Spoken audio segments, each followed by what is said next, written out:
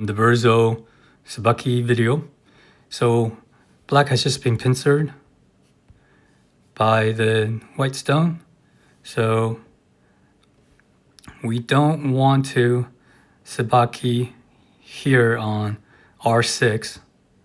That's not what we want, because that's just going to produce a tiger's mouth for white, and that's a very strong shape, and we don't want a strong shape for white. So instead we attach up here where there's this lone stone and they can't make a good shape, and white has several answers. If white simply extends into the center, we go this way, and we have Aji on line 8, and we make a shape and we extend, and now we are locally good.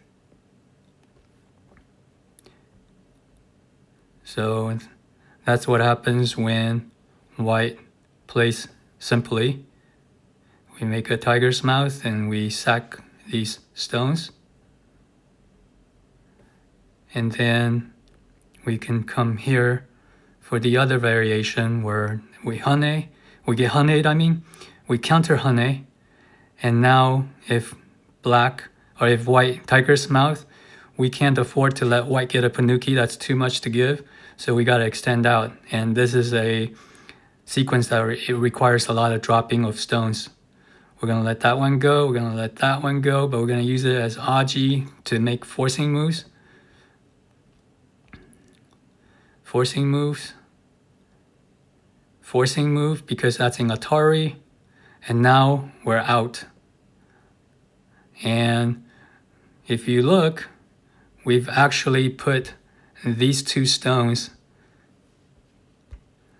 in weakness, and we can start working on those two stones. So this is not a bad result, and we still have a forcing move even here. If we put a stone there, and then we close off this side, that's a forcing move. We're using aji, and then we start to grow into the top right corner. So that's actually a nice way, even though it looks like we gave up a lot, we also gained a lot by cutting off those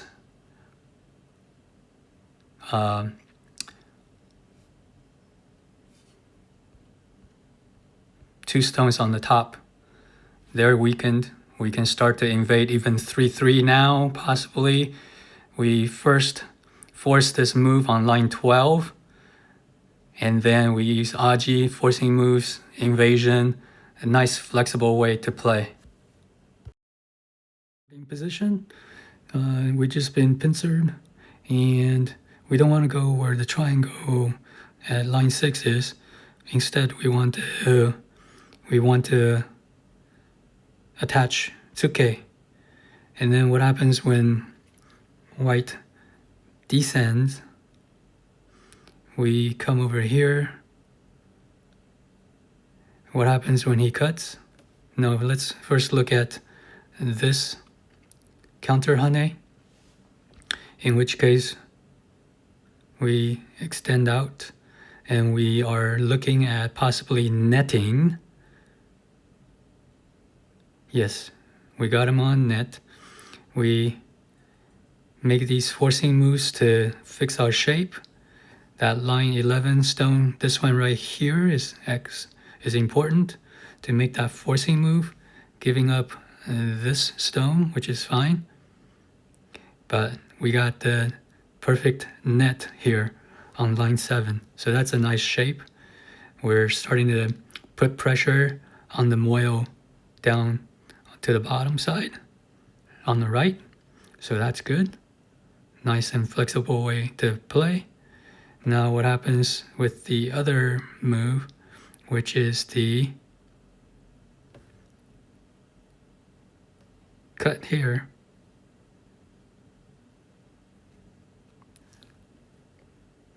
Now we descend, because now white is in trouble with those two stones. There's a reason we got heavy.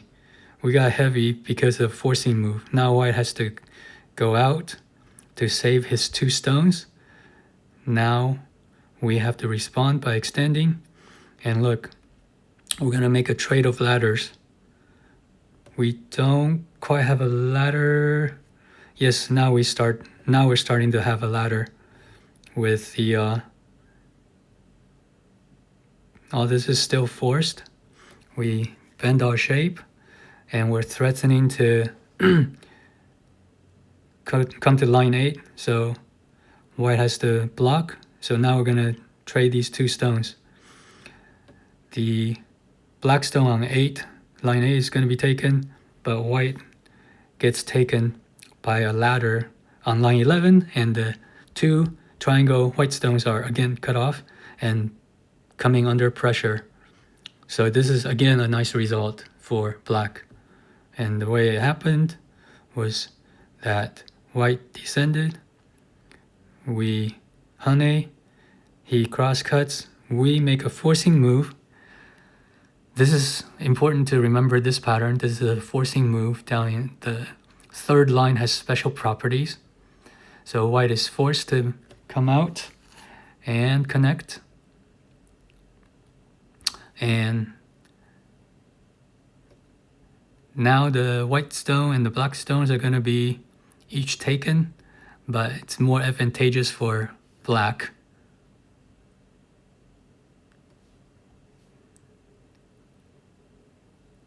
This is the counter hane variety that we just saw, where we aim to make a net to the bottom. What happens if black didn't do the tsuki at 11, tsuke, instead made a peep here and then played in this way? Well, white would just block at the sansan, which blocks the bottom, makes it extremely cramped. And let's say black plays away now and makes a gote move. Now white can come here and cause a lot of trouble, making a pitiful eye, because at this point, black really doesn't want to come here. He wants to play a larger point move here, at which point white would just descend. So before he plays away, he has to fix his shape, and the options aren't really nice. Let's turn on the AI and see what AI says black should do. See, black should play away on line 8, but that's not possible. I mean, that's not ideal for the group here. So the point is, the peep at 5 is not so favorable. It puts black in a pretty sad position in terms of the two eyes in the corner. In fact, the lecturer said he'd rather die than live like this with two painted eyes. So the point is, going back to the start, to just tsuke over here in this variation, and then go from there, playing flexibly like this, cutting off the top two, or like this, setting up a curl to the outside and cutting off the two top stones. To examine that attachment at line 12. So let's say we already have a endgame position that's looking like this.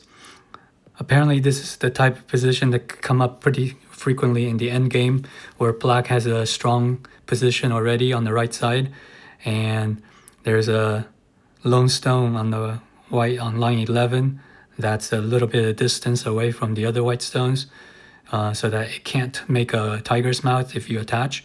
So you can consider attaching. If they hane, you counter hane, and a lot of times white will just end up giving away that stone in order to make things simple.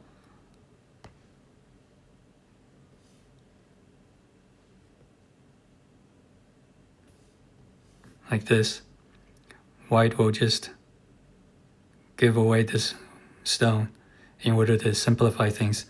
And the lecturer said that, the speaker said that this is a very common position that comes up in the endgame, where white just gives up the stone. Because otherwise, it could look like another way. So this is why giving away that stone, and if white wants to resist, you just extend out, and now you're threading the needle through this one space jump, and now you're cutting off the top stone, and you have these forcing moves, and you're out. And apparently this is good for white, or good for black. So instead of this, white will often just give up this stone and let it be simplified, apparently. Apparently this is a very common endgame shape. So I'm sure. And then if you're not comfortable with the direct suke, you can just play this move at R13, at which time you can connect underneath like this.